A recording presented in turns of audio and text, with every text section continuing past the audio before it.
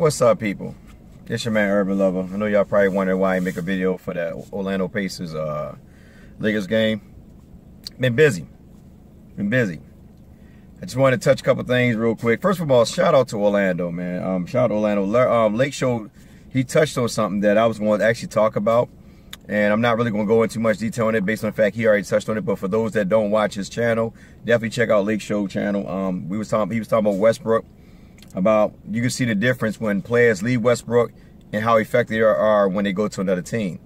That goes to show that Westbrook at the end of the day, yeah, he might have triple doubles and all that, but it goes to show that he's really not a team player. I mean, yeah, he gets a lot of assists out and all this, but he doesn't make nobody around him better. But that's neither here nor there. I'm not gonna go into that, but it's just sad, you know, that Oladipo, after leaving Orlando, goes to OKC. And still, you know, and still become, you know, less effective. But he goes to the Pacers, and he's an all-star, killing. I always liked the game, man. He got mad. He has a real good, versatile game, man. Finished nice around the rim. He plays, you know. And when he first came to the league, I know that his shot wasn't all that. But as you can see, the more time and opportunities he get, the better he becomes. But Pacers, man, they playing freaking good ball, man. I know P13 probably sit back like, damn, you know, because they, to me, they're playing better than OKC. I'm just being honest. I mean, Turner, Lance Stevenson, man, I like Stevenson. You know, I'll always like this game. He reminded me of Magic Johnson back when you know, when PG-13 and Roy Hibbert, all them guys were there. When he, you know, after he came back, you know, he's calmed down now. But you know, when he first came in the league, you know, he was a little crazy. But anyway, the Lakers once again, their third loss in a row. I told people before, you know, fans, you know, a lot of fans don't want to hear me. I've been telling you guys when we picked up IT, I said it's not going to work. You know, fans, you know, oh yeah, it's going to work. You know, him and IT, Lonzo Ball and IT in the backcourt, it's going to work. I said, no, it's not, because IT is a ball-dominant player. I don't know. I'm not going to say too much about Luke Walton. Luke Walton didn't play him the last couple minutes in the fourth quarter, but, you know, the game was already out of hand anyway. And he had another bad game. And I'm not going to just beat on IT, because I feel like this at the end of the day, if you're going to get somebody like you build, I think, like if he's going to come off the bench, you got to build a bench to benefit IT. That's why Boston was so successful with IT, because they built a squad around IT. It's the same thing with Allen Iverson.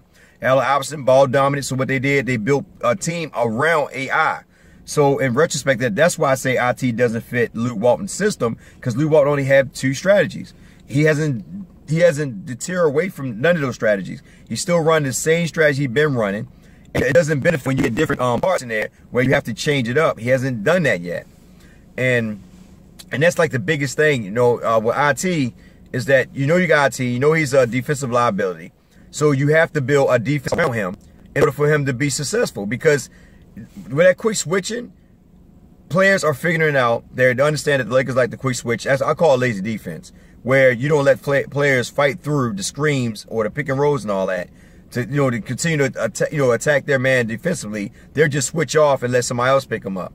And then you catch those mismatches where you got somebody like IT down low with somebody like Turner, or I can't think of the other guy name that was killing at first in the first quarter, had like 12 points, something like that.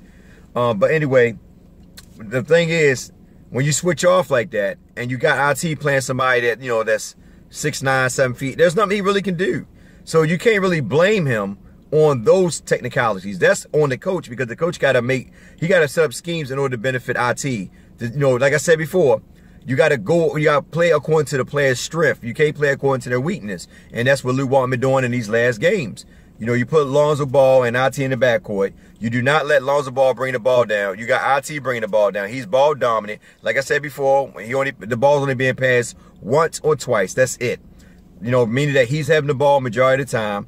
If he get jammed up, he passes it to somebody. Either is going to turn into a good shot or a fumble. Well, not a fumble, but a turnover. Or he'll make a pass, you know, to somebody that's open. And I don't, like I said before, I have no problem with that, because that's like, you know, that's a point guard that just finds their players. I had no problem with it. The biggest problem I had with it is that the ball just doesn't move enough. And with that being said, that's why I said, you know, ever since IT been actually bringing the ball down, Lonzo Ball has becoming more and more worse of an offensive player. You know, it's the basic thing about this game. He's becoming more of a shooting guard. And we know that Lonzo Ball at this point in time, even though at the All-Star break he was shooting clip, I think 40-something, three-pointers and all that, he's starting to go back into that Lonzo mode when he first came into the league and at the beginning of the season. So in process of that, Lonzo Ball needs the ball in his hand, and IT need to play off of him. IT, to me, I think he plays better because he can shoot. IT can shoot. We know IT can score. But I don't think that he should be the main ball pusher. I think Lonzo Ball need to be the main ball pusher, and he find IT for easier shots. Now, like, one thing, if you ever noticed, like KCPs do the same thing beginning of the season, where he'll bring the ball down, or the ball he passing him, he'll go ISO a lot, and what happened, it would turn out to be a turnover or him taking a bad shot. Now, KCP is playing more within the team system, even though the last couple of games he's been struggling. But the point is, he's been passing the ball a lot. Now, with that being said, Lonzo Ball, just like when Lonzo Ball passed the ball, you notice there's like 3 or 4 extra passes. A lot of people touch the ball when Lonzo passed. When IT is a different story. Now, like I said, with this loss, I do not blame IT. It's more on a little bit on the coach and the players. Lou Walton, like I said before, not trying to figure out what is it that he need to do in order to make the situation better. He's still running the same system, and it's just not working. On that, defensive-wise, not offensive-wise. Offensive-wise, we still scoring, but like I said before, when IT came, our points went up more. We're producing more points, but our defense has went down because we have lost a lot of defensive players, and that also had to do with Brandon Ingram being out and Josh Hart being out as well. So, we're playing players that are not really used to Lou Walton's system, and they're still trying to figure it out. And we have to throw that in there as well, because guys like Travis Ware, this is his first time being with the team, so he never really got a chance to, see how things work. Zubac just started playing, even though he knows Lou Walton's system, he just started playing All-Star and up. So we're still not getting to see the true Zubac that we seen last year in the last couple games towards the end of the season, when he was actually playing pretty good. So you got, like I said, you got to give hats off to the Pacers, man. Pacers are a good team. I think they're like in the 3rd place, and they got like 40-something wins. So you got to give your hats off to them, man. And they were just playing. They had more energy than us. And I'm not trying to make excuses for the Lakers, but we look tired out there. We look straight up tired. And you can see it. We look tired. We just didn't have the energy. In the last couple of games, we just didn't have the energy. So Lou Walton right now, it's kind of good that we got a couple days off, because they really need the rest. Now, there's the thing that Brandon Ingram might not even play this game, this Thursday. Like, I don't know what's going on with our doctor staff, whatever you want to call it. I don't know what's going on with them guys, man. I mean, ever since the other guy that used to do Kobe and all them, when he retired, man, this new staff we got now, it's like, I don't know, man. It's like they're not sure when they're going to come back. One minute they say he's going to come back this day, then, oh, no, he's coming back the next day. Like, what is it? Like, you don't know a definite answer when they're coming back. Just go ahead and shut him down for the rest of the season if he's not ready, because I'd rather for them to come back healthy, next season, than going ahead and playing them and they hurt and then something tragic happened where now they're out like, a DeMarcus Cousins. If they're to a point where they're not ready to come back, hey, just let it take its time. So I'm not rushing Brandon to come back, because right now we're at a point where we're not doing anything. I mean, all we basically getting to see is the players play. We're not playing for a playoff spot, because that's already out of contention. That's not going to happen. So I'm not looking towards that. Another thing also I want to bring up is the IT thing. The IT stating that he would love to come back to L.A. And he understands his role that, and the reason why he's saying this is because right now a lot of teams are not looking at him. They're not looking to give him that big money. I mean, that's the whole thing. He even stated in his interview that he's looking to make the big money, but he knows that based on him coming off pre-injury, there's no guarantee he's going to get that max money. So, yeah, he might try to get another year with the Lakers. Like I said before, if the Lakers decide to get him, I wouldn't give him over $10 million. Straight up, I wouldn't do it. If they sign IT before they sign Julius Randle, I'll be so freaking pissed, because I feel that at the end of the day that Julius Randle is much younger, and he's much younger, and in the process of him being much, oh, look, somebody that watched my channel. What's up, man? Yeah, I'll be dropping this video later on. Yeah, later on, bro. I'll be dropping it later on, but it'll probably be out tomorrow.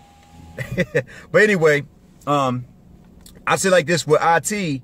The IT, like I said, the IT thing, like, I don't know, man. Like I said, I can't, if they give him $10 million, that's cool. The only way, be honest with you, the only way I resign IT if I know for a fact LeBron ain't come here. Because out of PG-13, LeBron, I would rather take LeBron more than PG-13. I know a lot of people would disagree with me, only because I think LeBron is a good mentor. That's the reason why I would take LeBron over PG-13. Plus, his resume is much more better than PG-13.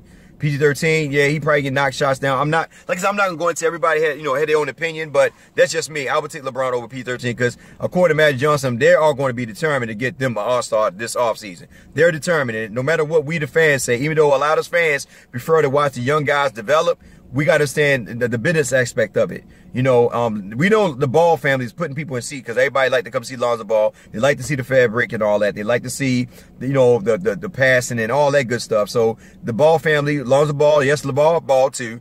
These people are putting fans in the seats. You know what I mean? They're actually, the stock went up. So everything's looking good for them. But LeBron James will just make it that much more better. Personally, me, I'd rather for LeBron to stay on the East because the East will be so lopsided. And like I said, I'm definitely going to drop that video. I just been doing more research and not just been busy. But I'm definitely going to drop the LeBron James video. But going back to IT, I can't see myself giving them over $10 million. But I don't see the Lakers, like I said, I don't know. But I don't see the Lakers making a move on him without signing Julius Randle first. If the likes of PG-13 and LeBron James don't come to LA.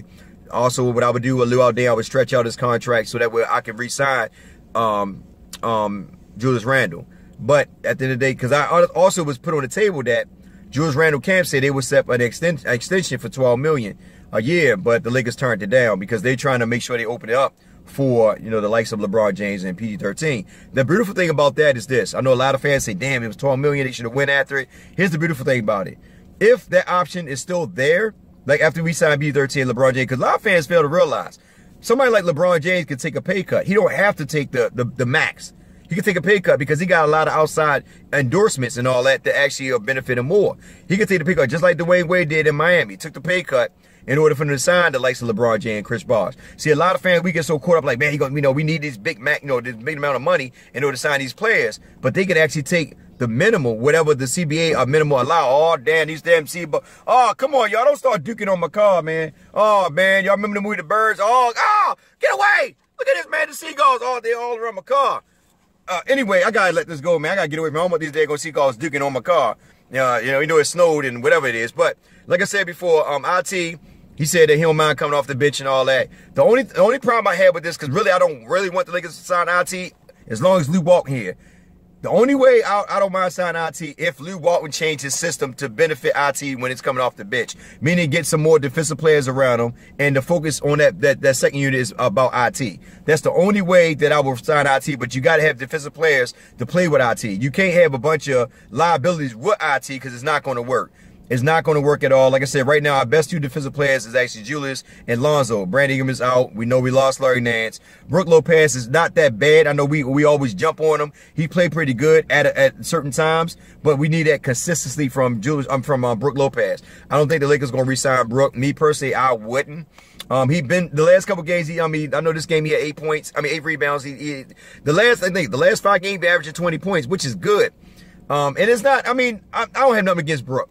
Now, the only way I sign Brook, to be honest with you, if we can't get the likes of LeBron and PG-13. And I also will keep an eye on DeMarcus because I know a lot of people say that he might not come back to his Achilles, whatever. But hey, never know, man. Like I said, I keep praying for the brother. I know he's in good spirit and all that, and I would love to see him come back 100%. But we all say that he don't come back from Achilles. We don't know. I'm just hoping that he does. But like I said in the day before, as a Laker fan, before I make the transition of bringing back IT, I definitely will look at the PG-13 and LeBron. The only problem is that we hope and pray that these guys make their decision early, because the earlier they make their decision, the quicker we can jump on Julius Randle. Because you got to remember, there's a timetable when somebody signs them. We can't sit there and say, well, we got to wait on LeBron. And LeBron has a habit of doing that sometimes. When he went to Miami, he made people wait. So I'm hoping that LeBron makes a move quick and make the decision quickly so that way we can go ahead and hopefully re-sign Julius Randle. Because I really don't want to see young brother go. Because I'm telling you this, once Julius Randle add on a, if you notice, he started to play more with the right hand. So once he started to get more comfortable with the right hand and start taking the threes, I don't want him taking the threes now because we got Brook out there. Now, say for instance we get DeAndre Jordan, or just say anything happens, we want him getting DeAndre Jordan. Now, we definitely got to see Julius Randle take 3 because it could be, it could be vice versa. See, right now, because Brook Lopez taking the 3, it's all good for Julius Randle to work down low. But if we get a center that's like a Julius Randle, then we got to see Julius Randle take those 3 because we need floor spacing. But anyway, like I said, kudos to Orlando. I'm not Orlando. I'm saying he's in Orlando. Kudos to the Indiana Pacers, man. Like I said, they were a good team, man. They played pretty good defense. They played a lot of energy, man. Them guys, look, everything was falling for them. And nothing was really falling for us. We were just tired and worn out. We were beat up. We had a lead. I mean, the first half we were dominating. I mean, in the game. Then the second half we just looked flat. You know what I mean? Like we was tired. And that's what I think it came down to. We were just tired. And a lot deal with the rotation as well. But, that's what happened when you're shorthanded and you're playing with the players that you got, that you're dealt. So, but Lou Walton definitely have to change up his defensive strategy, man. If we're going to continue to use IT, we got to change it up. The two things, he got to change the defensive strategy. They can't do the quick switching because IT cannot be getting caught on these other guys. And, and these guys are taking advantage of his height. Also on top of that, on the offense, Lonzo Ball, 80% of the time, got to bring that ball down to keep that up tempo moving, to keep the ball moving, keep pressing the defense. When IT got the ball, he played a half-court set. I've been saying this over and over again, just like Jordan Clarkson used to do it, but then Jordan Clarkson started getting back to the old Jordan Clarkson before we traded him, where he was running. But IT, he slows it down. They get in that half-court set. They let the defense get enough time to set up. We got to run. The Lakers are good at running up tempo. They're not good at, don't get me wrong, they are good at set offense because they go through Brook, but we're better when we're running and we're attacking the paint. The Lakers in the last couple of games has not attacked the paint. They're #1 offensive opportunities where we're ranked #1. We haven't been doing that. We got away from that and started shooting mad threes. We shouldn't be doing that, but we should be attacking the paint, getting guys in foul trouble. That way you can disrupt the defense of the other team. If you're not getting the other teams in foul trouble, when the fourth quarter comes, they can actually go off on you. And that's what happened with the Lakers. We got to continue to attack the basket, get players in foul trouble, and do that. But Lonzo got to have the ball. But anyway, that's your man, Urban Lover. Love you guys, man. Be safe out there. So much going on in the world, man. Keep your head up. Stay blessed. And keep your nose clean. With that being said, I'm reporting out of your mama's Urmobile because it's snowing and she told me I got to go lay in the snow. Y'all take care.